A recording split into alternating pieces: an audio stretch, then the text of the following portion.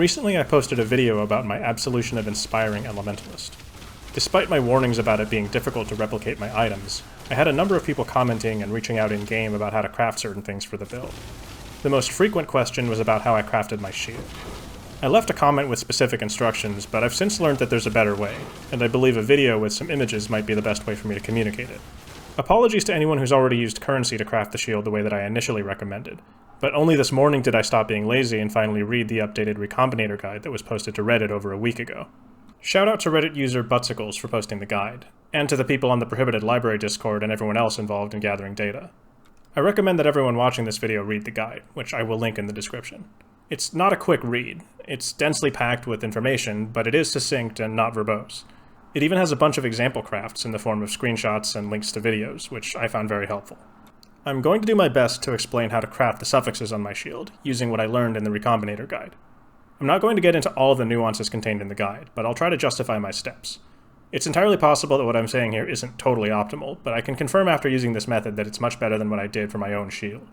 Even if you aren't interested in making this item for yourself, perhaps you'll learn a thing or two about Recombinators by watching this. Because this isn't a popular build, this craft likely has negative expected value. That is, you probably won't profit from crafting this shield, so only do this if you're actually planning to use the item. If it were profitable, I'd be making these and selling them to you, instead of telling you how to do it yourself. Let's get into the craft. So the three suffixes we ultimately want on the shield are 8% additional physical damage reduction, plus 2% to all maximum resistances, and either plus 3 to maximum chaos resistance or plus 3 to maximum cold resistance. Whether the resist is cold or chaos is flexible, because there are adjustments you can make on the skill tree and on Megalomaniac rules to trade one resistance for the other. This method requires a minimum of 2 recombinations, but probably more unless you get lucky. For the first recombination, you'll need to buy 2 shields. Shield A is a synthesized life on block shield with a pure strength base. The reason we want pure strength is to limit the affix pool as much as possible while still being able to roll PDR. Shield B is any non-synthesized shield, with 3 suffixes that meet the following conditions. One of those 3 suffixes should be plus 3% to any max resist. We're okay with any max resist instead of specifically cold or chaos resist because the Harvest crafting bench can be used at any point to simply change the max resistance type between fire, cold, and lightning. The second suffix needs to be either plus 2% max all resist or 8% PDR. Both of these are relatively rare mods, but for different reasons. The max all resist mod has an exceptionally low weight, which makes it highly unlikely to roll even on items with sufficient item level. The 8% PDR has much better weighting, but only occurs at item level 86, so it's relatively hard to find alongside other good modifiers. The third suffix needs to be any modifier that is native to its own base, but cannot roll on pure strength shields. For example, only dexterity-based shields can roll dexterity, attack speed, accuracy, and spell suppression. Only intelligence-based shields can roll intelligence, mana regen, spell crit, and faster ES recharge. The reason for this third mod will be explained soon. Also, ideally you should be recombining shields with as few prefixes as possible, just to make it less likely that Recombination fills the prefixes. I'll include trade links for each of these shields in the description for anyone looking to craft this in the current league, Settlers League. For Shield B, I limited the search to only include shields with at most 2 prefixes, but depending on availability and pricing you can change that to 1 or 3. Once you have the 2 shields, you'll want to double up one of the mods on Shield B by crafting it on Shield A.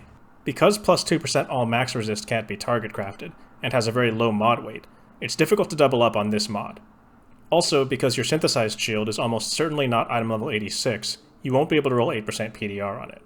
It is possible to raise the item level of the synthesized shield by recombining it with a higher level shield, but that introduces risk where it can be avoided. Alternatively, you could settle for 7% PDR, as I did. Depending on the prices of things and your specific setup, one of these may end up being the best play. Because of these complications, the mod you should probably be doubling up on in this step is the single max resist mod. That's why I recommended that Shield B have that mod in the first place. Let's say that Shield B has plus 3% max chaos resist. To get the same mod on Shield A, you can use the Harvest craft Reforge with a chaos modifier.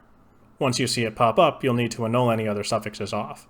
If you annul the max chaos resist, start over with the Harvest bench. If instead the mod you want to double up is plus 3% to max fire, cold, or lightning resist, the Harvest bench may not be optimal because it's much more likely to hit other modifiers. In this case, it's probably better to just use Alteration and Augmentation orbs until plus 3% to any of the 3 shows up. At that point, use a Regal orb to make it rare. If it adds a suffix, use an Orb of Annulment or 2 to hopefully remove the undesired suffix. If it removes the desired mod, use an Orb of Scouring and start over with the alterations. Before the recombination, use the harvest bench to ensure that the max elemental resist mods on the two shields match. At this point, we can recombine the two shields. Now I'm going to walk through what happens when you click the recombine button, as I understand it. For this example, I'm going to use the following two hypothetical shields. Shield A has max fire resist and no other suffixes, while Shield B has max fire resist, max all resist, and dexterity. What the Recombinator will do first is choose which base is kept, with 50-50 odds. We want Shield A to be selected here, because we want to keep the synthesized implicit. If it selects Shield B, we'll need to buy another synthesized shield, but the resulting non-synthesized shield may still be usable in the next recombination attempt. The next thing the Recombinator does is decide how many prefixes and suffixes end up on the final item. What we're mainly interested in is how many suffixes it has, though ideally the prefixes don't end up full. The Recombinator guide has a handy table with empirical estimations for how many suffixes the final item gets, based on how many total suffixes were on the input items. In our case, we have 4 total suffixes, 1 on Shield A and 3 on Shield B. According to the guide, there's roughly an 11% chance of getting 1 suffix, a 59% chance of getting 2 suffixes, and a 31% chance of getting 3 suffixes. The number of prefixes is determined according to the same rules, independently from the suffixes. At this point, the game decides whether to first add the prefixes to the item, or to first add the suffixes, with 50-50 odds. The order doesn't actually matter for anything in this video, but many other Recombinator crafts may involve using what the guide calls exclusive mods. For crafts that exploit these affixes, whether the prefixes or suffixes are added first is very important. I originally wrote this script with instructions for this, thinking that exclusive mods were the best way to make this shield, but while writing this I've learned better. Since I no longer need to explain how to use exclusive mods here, I'll direct you to the written guide for more info on that. At this point, the Recombinator starts filling in the mods, choosing from eligible modifiers according to their weights. Let's say we get unlucky, and our shield hits the 11% chance to have only 1 suffix. It will choose an eligible mod from the pool. Although we had 4 total suffixes to begin with, because we doubled up on max fire resist, there are only 3 distinct suffixes in the pool, plus 2% max all resist, plus 3% max fire resist, and dexterity. Importantly, dexterity is not eligible to roll on pure strength shields, so it cannot be chosen if Shield A is picked in the first step. That means there are only 2 eligible modifiers from which the single suffix will be chosen. Because max all resist is a lower weight affix than max fire resist, it's more likely that the surviving modifier will be max fire resist. Now let's say we don't get unlucky, and the game decides we get 2 suffixes on our item. Because there are only 2 eligible suffixes in the pool, the result should be exactly what we want. Max all resist, max fire resist, and an empty suffix. But what if we roll 3 suffixes? Well, because there aren't 3 eligible affixes to add, it only adds 2, which is the same successful result as if it had rolled 2 to begin with. The Recombinator guide refers to this dexterity mod as a non-native natural modifier, abbreviated NNN. The reason we want this mod on Shield B is that having more total suffixes increases the probability that the result has 2 suffixes, without running the risk that it adds undesired ones. Okay, now on to the second recombination step. We should at this point have a synthesized life-on-block shield with exactly 2 of the 3 desired suffixes.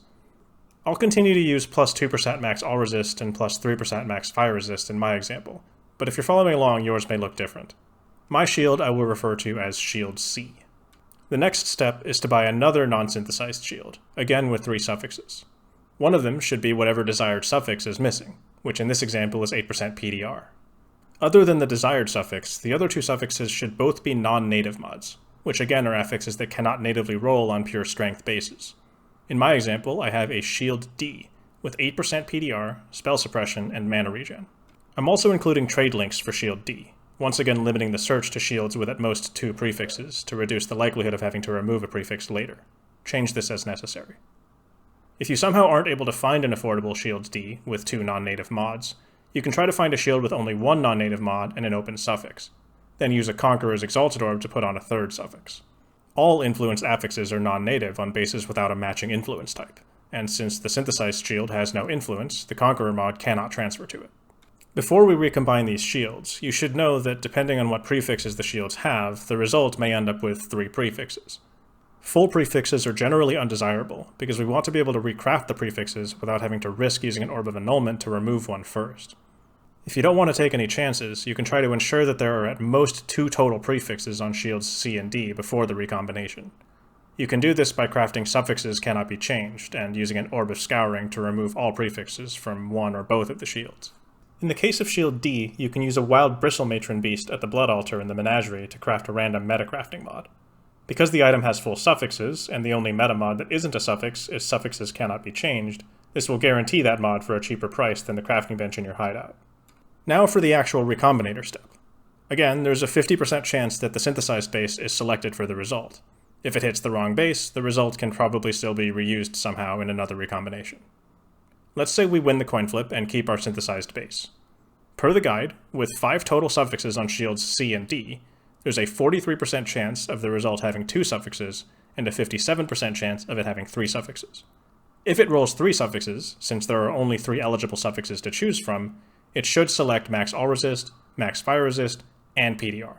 If it rolls 2 suffixes, it will pick 2 of the 3, with the most likely result being max fire resist and PDR.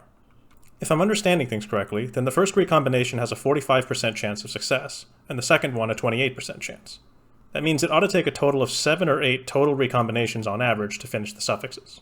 Those are the most important mods, and they're also the only part of this craft I would do with recombinators. This means there are no more permanent fail states beyond some tragic misclick or something. It's possible that recombinators could be used to somehow do both the prefixes and suffixes, but I wouldn't know how to do that and find it unlikely that it would be worth it. The way I finished the prefixes on my own shield was with good old-fashioned Exalted Orbs. I used a Wild Bristle Matron to craft suffixes cannot be changed. With this mod on the item, I used an Orb of Scouring to remove prefixes. With empty prefixes, I crafted a mod to block it and prevent Exalted Orbs from rolling it. In my case, since I had a suboptimal hybrid Strength Intelligence base, Max Mana was the best mod to block. If you follow my advice and have a pure Strength-based shield, your best mod to block will be Flat Armor. With the prefix blocked, I then closed my eyes, slammed 2 Exalted Orbs, and prayed to Chris Wilson for a decent tier of max life. If I didn't hit, it was back to the menagerie. After maybe a dozen iterations of recrafting the prefixes, I ended up getting lucky and hitting plus 111 max life and 50% increased block chance, after which I crafted plus 2 support gem level. Your mileage may vary. And there you have it. This is the first time I've made a crafting video, so I hope you found it helpful, whether or not you're one of the half dozen or so people trying to emulate my weird Absolution build. Please let me know in the comments if you'd like me to go into any more detail about recombinators, but before you ask, you should definitely read through the proper recombinator guide. It's extremely thorough, but I understand that not everybody's like me and prefers to learn by reading text. Once again, many thanks to those involved in making the guide. Thanks for watching.